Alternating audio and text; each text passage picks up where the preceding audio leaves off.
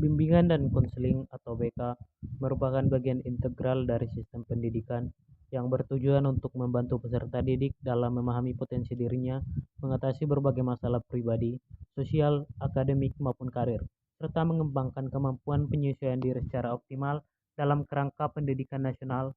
Kehadiran layanan bimbingan dan konseling tidak dapat dipisahkan dari upaya menciptakan suasana pembelajaran yang manusiawi dan mendukung pengembangan karakter peserta didik.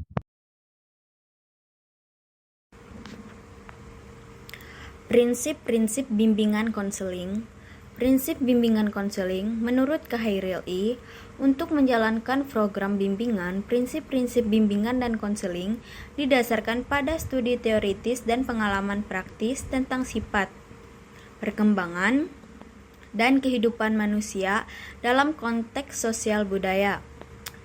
Prinsip-prinsip yang diuraikan dalam bimbingan dan konseling adalah sebagai berikut. A. Prinsip umum. 1. Berpusat pada individu. Layanan bimbingan harus fokus pada kebutuhan dan perkembangan individu yang menerima bimbingan. Kedua, mengatasi kesulitan. Tujuan bimbingan adalah membantu individu untuk mandiri dalam mengarahkan dirinya sendiri dan mengatasi berbagai kesulitan dalam hidup. 3. Fleksibilitas. Bantuan yang diberikan harus sesuai dengan kebutuhan individu dan dilakukan dengan cara yang fleksibel. B. Prinsip khusus. 1. Terkait dengan peserta didik, layanan bimbingan harus tersedia untuk semua orang, tanpa mengira usia, jenis kelamin, suku bangsa, agama, atau status sosial ekonomi. Layanan ini harus mempertimbangkan dinamika pribadi dan unik setiap orang, serta aspek perkembangan mereka. Kedua, terkait dengan tujuan pendidikan, tujuan akhir bimbingan dan konseling harus mencapai kemandirian individu. Oleh karena itu, layanan yang membantu orang mengatasi masalah hidup mereka harus dibuat. C. Prinsip-prinsip dasar bimbingan. Selain prinsip umum dan khusus yang telah disebutkan sebelumnya, ada beberapa prinsip tambahan yang dapat digunakan oleh konselor untuk memberikan layanan bimbingan dan konseling, yaitu 1. Berkaitan sasaran pelayanan. 2. Berkaitan problematika individu. Ketiga, berkaitan dengan agenda layanan. Dan yang keempat, berkaitan dengan sasaran layanan berikut pelaksanaannya.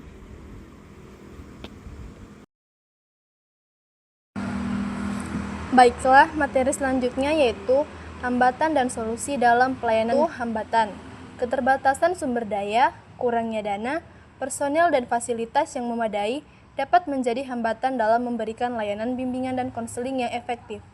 Kurangnya kesadaran, beberapa siswa, guru, dan staf sekolah mungkin tidak sepenuhnya menyadari pentingnya bimbingan dan konseling atau bahkan tidak memahami mengenai bimbingan dan konseling bagi siswa.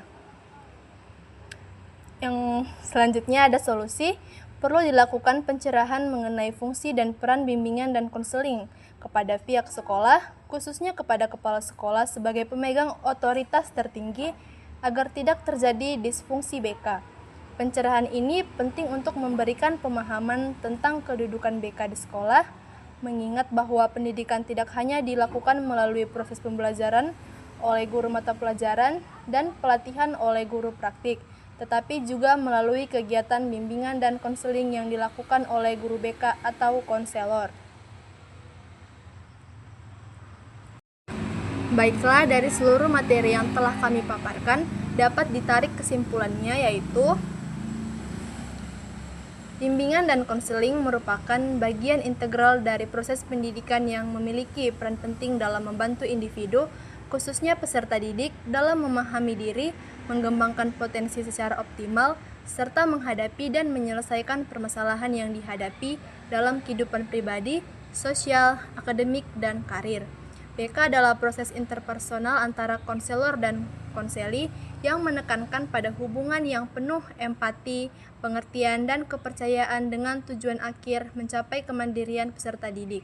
Dalam konteks pendidikan, BK berfungsi tidak hanya sebagai pendekatan kuratif, tetapi juga preventif dan pengembangan atau optimalisasi potensi. Tujuan utama dari layanan BK adalah mendukung peserta didik agar mampu berkembang secara menyeluruh, baik dalam aspek kognitif, afektif, sosial, maupun spiritual. BK bertujuan mencegah munculnya masalah yang menghambat pertumbuhan, mengatasi permasalahan yang sudah terjadi, serta mendorong peserta didik untuk meraih perkembangan pribadi yang maksimal.